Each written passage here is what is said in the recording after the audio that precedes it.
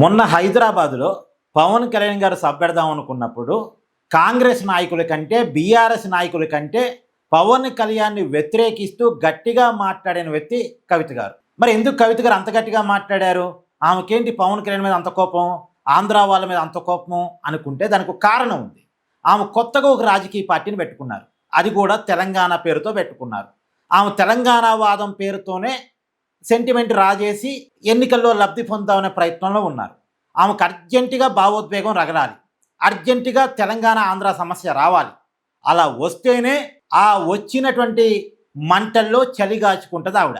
దానికోసం ఆమె చేస్తున్నటువంటి ప్రయత్నంలో భాగంగానే పవన్ కళ్యాణ్ని వ్యతిరేకిస్తూ, ఆంధ్ర వాళ్ళని వ్యతిరేకిస్తూ కాంగ్రెస్ కంటే బీఆర్ఎస్ కంటే చాలా గట్టిగా మాట్లాడే ప్రయత్నం చేశారు. మరి కాంగ్రెస్ వాళ్ళు మాట్లాడతారు, అధికారంలో ఉన్న వాళ్ళు, ప్రతిపక్షం ఉంది బీఆర్ఎస్, వాళ్ళు మాట్లాడాలి. కానీ వీళ్ళకంటే ఎక్కువ కవిత మాట్లాడారు.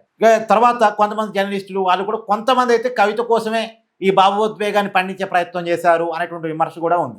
కాకపోతే ఇక్కడ కవిత ఒక విషయానికి సమాధానం చెప్పాలి. ఆవిడ ఇప్పటి బీఆర్ఎస్ పార్టీ, అప్పటి టీఆర్ఎస్ పార్టీ తరఫున 2019 సార్వత్రిక ఎన్నికల్లో నిజామాబాద్ ఎంపీగా పోటీ చేసి ఓడిపోయారు. మీకు గుర్తుందిగా.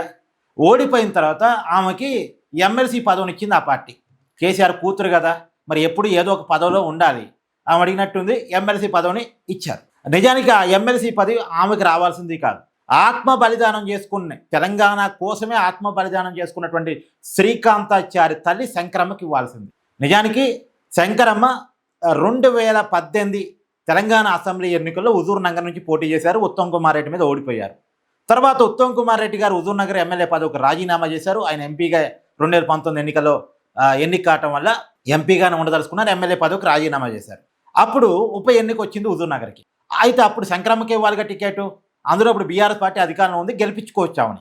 కానీ అయినా సరే ఆమెకు టికెట్ ఇవ్వలే. నువ్వు ఎన్నికల్లో ఖర్చు పెట్టుకోలేవమ్మా, నీకు ఎమ్మెల్సీ ఇస్తాము, నీ ఎన్ఆర్ఐ సైద్ రెడ్డి ఉన్నాడు, అతను ఎంత కావాలంటే అంత ఖర్చు పెట్టుకుంటాడు, అతను గెలుస్తాడు అని చెప్పేసి సైద్ రెడ్డికి టికెట్ ఇచ్చారు. శంకరమ్మకి ఎమ్మెల్సీ ఇస్తామని హామీ ఇచ్చారు. మరి శంకరమ్మకి ఎమ్మెల్సీ ఇవ్వకుండా ఆ ఇవ్వాల్సిన ఎమ్మెల్సీని కవితకి ఇచ్చారు. కవిత గారు శంకరమ్మకి ఎట్టిస్తారు, నాకు ఇవ్వాలి అని అడిగినట్టుంది.